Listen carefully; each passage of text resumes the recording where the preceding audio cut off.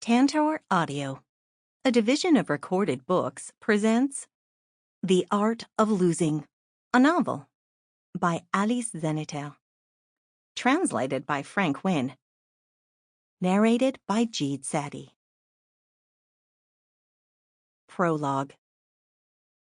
For some years now, Naïma has been feeling a new kind of pain, one that arrives like clockwork with her hangovers.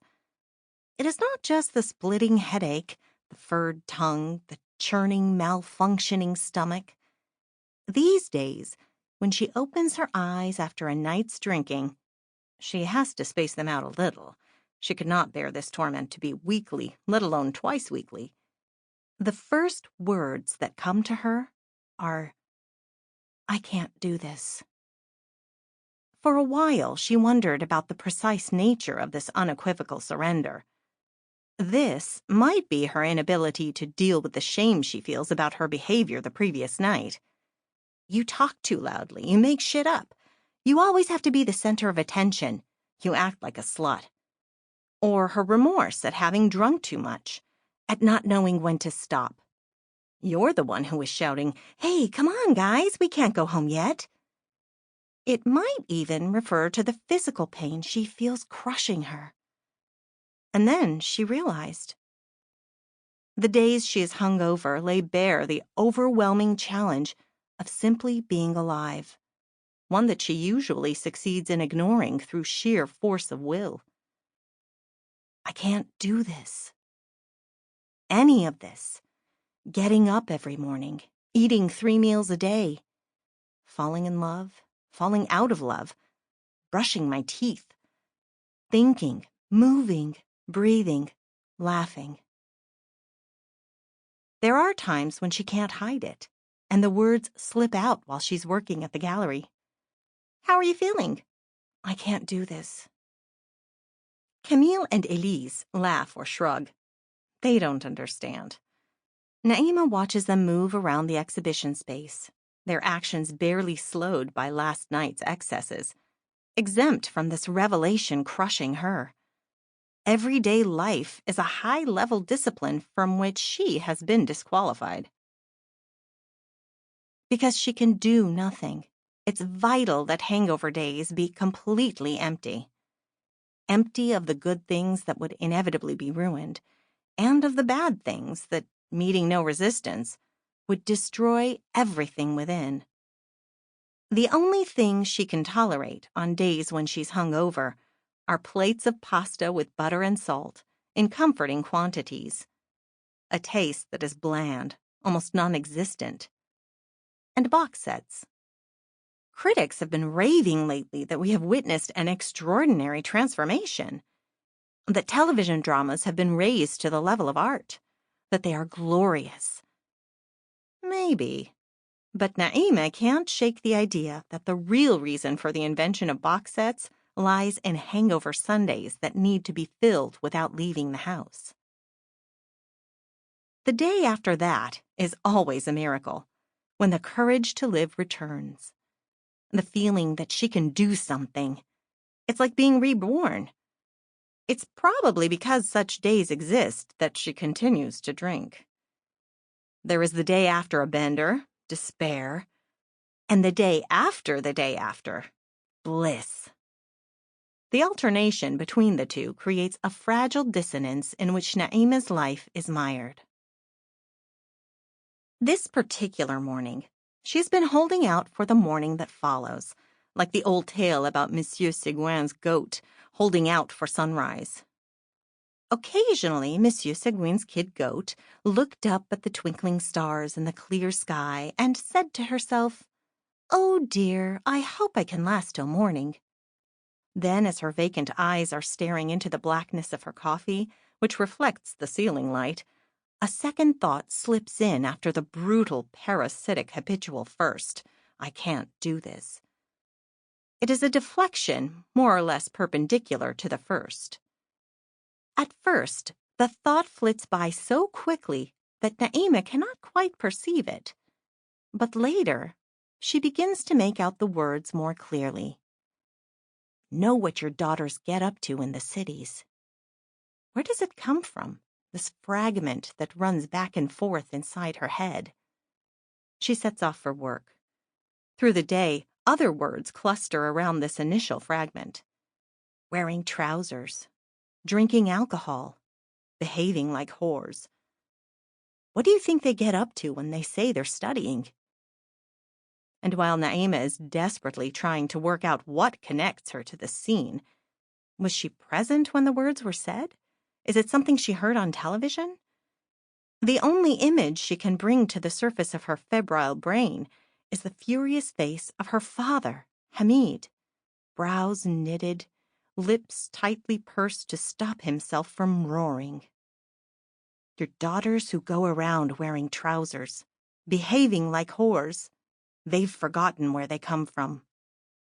Hamid's face, twisted into a rictus of fury, is superimposed over the prints by a Swedish photographer that hang on the gallery walls all around Naïma, and every time she turns her head, she sees him, floating halfway up the wall in the anti-reflective glass that protects the photographs. It was Mohammed who said it at Fatiha's wedding, her sister tells her that night. Don't you remember? Was he talking about us? Not you. You were too young. You were probably still at high school. He was talking about me and our cousins. But the funniest thing? Miriam starts to laugh, and the sound of her giggling merges with the strange static crackles of the long-distance call. What? The funniest thing is that he was completely shit-faced, and there he was trying to give us a lecture about Islamic morality. You really don't remember? When she patiently, fiercely racks her brain, Naïma unearths fragmentary images. Fatiha's pink and white dress of shiny synthetic material, the large tent in the municipal gardens for the reception, the portrait of President Mitterrand hanging in the registry office. He's too old for that, she had thought. The lyrics of Michel Delpech's Le Loir est cher. Her mother's flushed face. Clarice blushes from the eyebrows down, something that has always amused her children. Her father's pained expression. And Mohammed's remarks. She can picture him now, staggering through the crowd of guests in the middle of the afternoon, wearing a beige suit that made him look old. What do you think your daughters get up to in the cities? They claim they're going there to study, but just look at them. They're wearing trousers. They're smoking, drinking, behaving like whores. They've forgotten where they come from. It's been years since she saw Mohammed at a family dinner. She never made the connection between her uncle's absence and this scene now resurfacing in her memory. She simply assumed that he had finally embarked on adult life. For a long time, he had gone on living in his parents' apartment, an overgrown teenager with his headphones, his day-glow tracksuits, and his cynical lack of employment. The death of his father, Ali, gave Mohammed an excellent excuse to hang around for a little longer. His mother and sisters addressed him by the first syllable of his name, drawing it out endlessly, shouting it from room to room or through the kitchen window if he was loitering on the benches by the playground. Mo! Naïma remembers that when she was little, Mohammed would sometimes come and spend weekends with them. His heart's been broken, Clarice used to tell her daughters with the quasi-clinical compassion of those who have lived a love story so long and so untroubled it seems to have blotted out even the memory of what it means to be broken-hearted. With his garish clothes and his Converse high-tops, Mo had always seemed faintly ridiculous to Naïma and her sisters as he traipsed through their parents' huge garden or sat beneath the arbor with his older brother. As she thinks back on him, and with no way of knowing what she's making up now to compensate for the memories that have faded, and what she made up back then out of spite at being excluded from grown-up conversations, Mohammed was miserable for a lot of reasons that had nothing to do with a broken heart.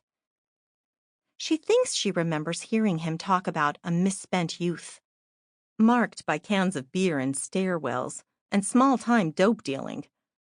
She thinks she remembers him saying he should never have dropped out of school, unless that was Hamid or Clarice speaking with the benefit of hindsight. He also told his brother that living in the Cité in the 1980s was completely different from what Hamid had experienced, how it wasn't fair to blame him for not seeing any way out. She thinks she saw him crying under the dark flowers of the clematis while Hamid and Clarice murmured reassuring words, but she can't be certain about any of it. It's been years since she thought about Muhammad. Sometimes she silently runs through the list of her uncles and aunts just to make sure she hasn't forgotten anyone, and sometimes she does forget, and that upsets her. From what Naïma remembers, Muhammad was always sad. At what point did he decide that his sadness was as vast as a vanished country and a lost religion? Her day-glow uncle's words go around and around inside her head, like the grating music of a merry-go-round set up just under her window. Has she forgotten where she comes from? When Muhammad says these words, he's talking about Algeria. He is angry with Naïma's sisters and their cousins for forgetting a country they have never known. Not that he ever knew it either, having been born in a cité in Pont-Ferrand. What was there for him to forget? If I were writing Naïma's story, it wouldn't begin with Algeria. Naïma's birth in Normandy, that's where I would begin. With Hamid and Clarice's 4 daughters playing in the garden. With the streets of Alençon, with vacations in Cotentin. And yet, if Naïma is to be believed, Algeria was always present somewhere in the background. It was the sum of different parts.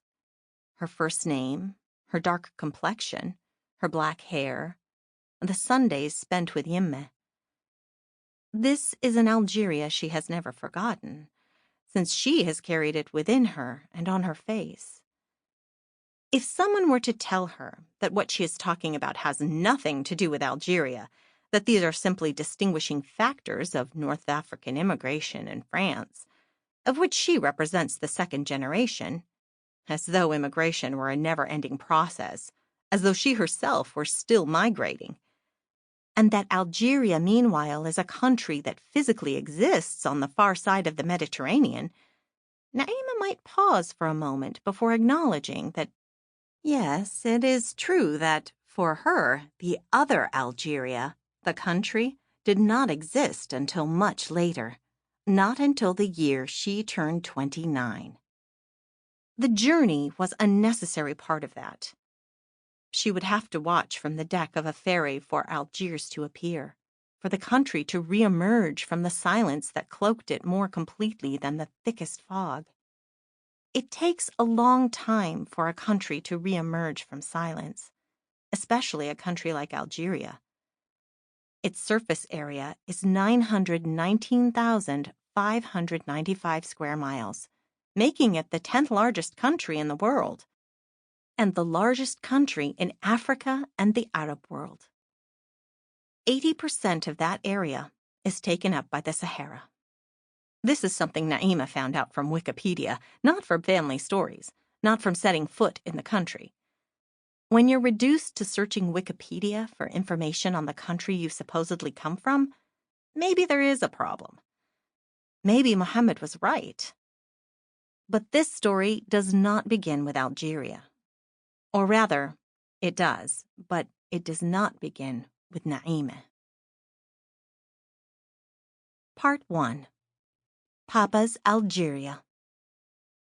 What resulted was a complete disruption in which the only possible survival of the old order was fragmented, extenuated, and anachronistic. Abdelmalek Sayed, The Suffering of the Immigrant. Papa's Algeria is dead. Charles de Gaulle, 1959.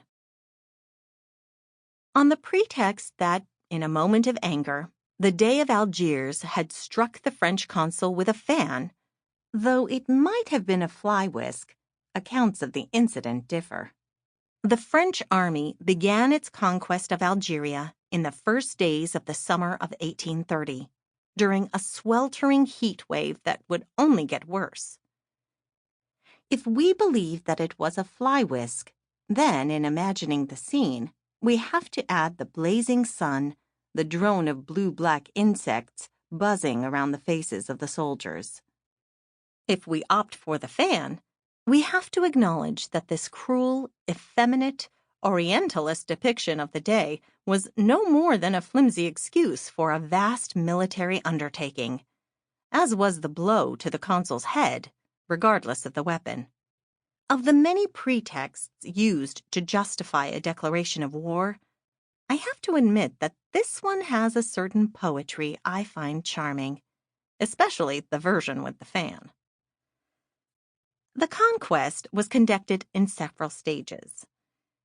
Since it meant waging war against a number of Algerias, first and foremost, the Regency of Algiers, ruled by the Emir Abdelkader, then Kabylia, and half a century later, the Sahara.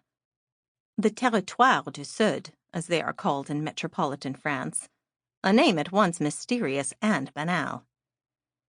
From these multiple Algerias, the French create départements. They annex the territories, incorporate them. In doing so, they know that they are fashioning a national history, an official history, by which I mean a great bulging belly capable of ingesting vast tracts of land on the condition that they consent to being assigned a date of birth. When the newcomers become restless inside this great belly, the history of France pays them no more attention than might a man who hears his stomach rumbling. He knows that digestion can be a slow process. The history of France marches shoulder to shoulder with the army of France. They move as one. History is Don Quixote with his dreams of greatness. The army is Sancho Panza, trotting alongside him, taking care of the dirty work. The Algeria of the summer of 1830 is one of clans. It has multiple histories. But when history becomes plural, it begins to flirt with myth and legend. Seen from metropolitan France, Algeria sounds like a tale from the 1001 Nights. The resistance of Abdelkader and Hismallah, the little village that appears to float above the desert, the battles with sabers, horses, and men dressed in burnouses. It has a certain exotic charm. Some Parisians cannot help but mutter as they fold their newspapers. They use the word charm. They mean it's not serious. The plural histories of Algeria do not have the heft of the official history, the one that unites. And so French writers pen books that absorb Algeria and its histories, transforming them into a few brief pages in their history, one crafted such that it appears to proceed in an orderly fashion, punctuated by dates to be learned by rote. A history in which progress is made flesh, takes shape, and shines forth. Then, in 1930, comes the centenary anniversary of colonization, a ceremony of assimilation in which Arabs only have walk-on parts. They are a decorative backdrop, like the colonnades of a bygone age, like Roman ruins or a forest of ancient exotic trees. And yet, already on both sides of the Mediterranean, voices are protesting that Algeria should not be a chapter in a book it has had no hand in writing. For the time being, it seems, these voices go unheard. Some happily accept the official version of events. They vie with each other in their praise of the civilizing mission running its course. Others remain silent because they imagine that history unfolds in a universe parallel to their own, a universe of kings and knights in which they have no place, no role to play. For his part, Ali believes history has already been written, and as it advances, is simply unfurled and revealed. All the actions he performs are opportunities, not for change, but for revelation. Mektub. It is written. He does not know quite where, in the clouds perhaps, in the lines on his hand, in minuscule characters inside his body, perhaps in the eye of God. Ali is happy to believe in Mektub because he finds it easier not to have to make decisions about everything. He also believes in Mektub because just before his 30th birthday, riches were bestowed upon him almost by accident. And believing it was written means that he doesn't have to feel guilty about his good fortune. Ali's misfortune, perhaps, or so Naïma will later think when she tries to imagine her grandfather's life, was that he had played no part in this reversal of fortune. He had seen his dreams fulfilled without needing to lift a finger. Magic had entered his life. And this kind of magic, along with the habits it brings with it, is difficult to shrug off. Up in the mountains, they say that fortune can split stones. This is what it did for Ali. In the 1930s, Ali is a poor adolescent boy from Kabylia. Like most boys in his village, he is hesitating between breaking his back in small family fields dry as sand, tilling the lands of a colonist or some farmer richer than he is, or going down to the city, to Palestro, to work as a laborer. He has already tried the Beaumetren mines. They don't want him. The elderly Frenchman who interviews him lost his father in the 1871 Mohrani revolt and doesn't want natives working for him. Having no profession, Ali does a little of everything.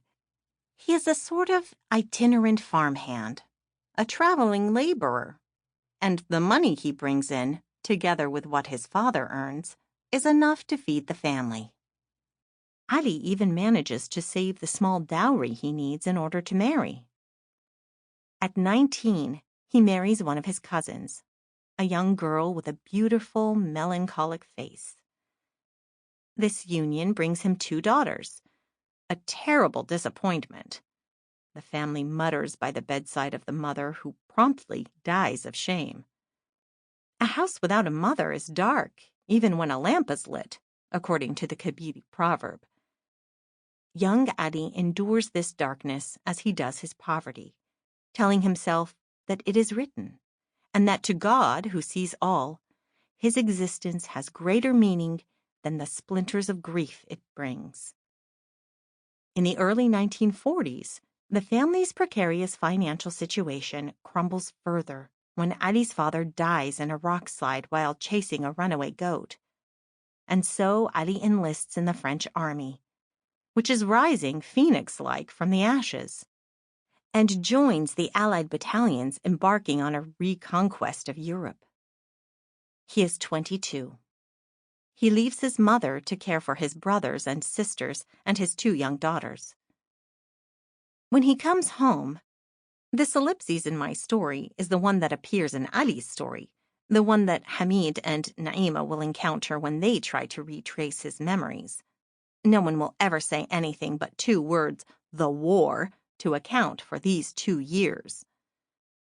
Ali is faced with the same crippling poverty, which his military pension alleviates only a little. The following spring, he takes his little brothers, Jamal and Hamza, to wash in the wadi swollen with the waters of the melting snow. The current is so strong that they have to cling to rocks and tufts of grass on the riverbank to avoid being swept away. Jamal, the scrawniest of the 3, is terrified. His brothers laugh. They mock his fears, playfully tug at his legs, while Jamal sobs and prays, thinking that the current is pulling him under. And then, watch out! A dark mass is hurtling toward them. The sound of roaring water and clattering stones is joined by the creak of a strange craft jolting against the rocks as it plunges downstream. Jamal and Hamza scrabble out of the river. Ali does not move, but simply crouches behind the rock he is gripping. The object crashes into his chance barricade, shudders to a halt, then once again begins to pitch. It rolls onto one side and seems about to be borne away by the current when Ali clambers onto his fortuitous bulwark and, crouching on the boulder, attempts to catch hold of this device being swept along by the current. A machine of baffling simplicity. A large, dark, wooden screw set into a heavy frame that the floodwaters have not yet pulled asunder. "Help me!" Ali calls to his brothers. In the family, what follows is always told like a fairy tale, in simple, spare phrases. A fluent, graceful account that demands a lyric simplicity. And so they took the oil press from the floodwaters, mended it, and set it in their garden. No matter that their meager lands were barren, there were others to bring olives to make into oil. Soon they were wealthy enough to buy olive groves of their own. Ali was able to remarry and to marry off his brothers. His aging mother died some years later, happy and at peace. Ali does not have the arrogance to believe that his good fortune was merited, nor that he created the conditions for his wealth. He still believes that it was Mektub, fate, that brought the oil press on the raging waters, and with it everything that followed. The olive groves, the little shop on the hill, the regional wholesale business, and especially the car and the apartment in the city, indisputable symbols of success. Similarly, Ali believes that when misfortune strikes, no one is to blame, any more than they would be if the roiling floodwaters rose so high that they swept the oil press from his yard. And so, in the cafes of Palestro or Algiers, he hears men, some, not many, argue that employers are responsible for the poverty in which their workers and laborers are forced to live, that a different economic system is possible, one in which workers would have a right to share in the profits in almost equal proportions to the owner of the land or the machine. He simply smiles and says, "You have to be mad to defy the floodwaters." Mektub. Life is made up of unchangeable acts of fate, not mutable historical actions. Ali's future, which, as I write, is already the distant past for Naïma, will never succeed in changing his worldview. He will never be able to see his life story in terms of historical, political, sociological, or even economic factors that might afford a glimpse of something bigger, the history of a colonized country, or even, not to ask too much, that of a peasant farmer in a colonial regime. This is the reason why, to Naïma and to me, this part of the story seems like a series of quaint photographs. The oil press, the donkey, the mountain ridge, the burnouses, the olive groves, the floodwaters, the white houses clinging like ticks to steep slopes dotted with rocks and cedar trees, punctuated by proverbs, like picture postcards of Algeria that the old man might have slipped here and there into his infrequent accounts, which his children then retold, changing a few words here and there, in which his grandchildren's imaginations later embroidered, extrapolated, and redrew, so they could create a country and a history for their family. This is one more reason why fiction and research are equally necessary. They are all that remains to fill the silences handed on with the vignettes from one generation to the next. The expansion of the business run by Ali and his brothers is made easier by the fact that the neighboring families on the mountain ridge do not know what to do with the tiny fragmented plots of land left to them after years of colonial expropriations and seizures. The land has been parceled out, broken up until there's nothing left. Into this Sample complete.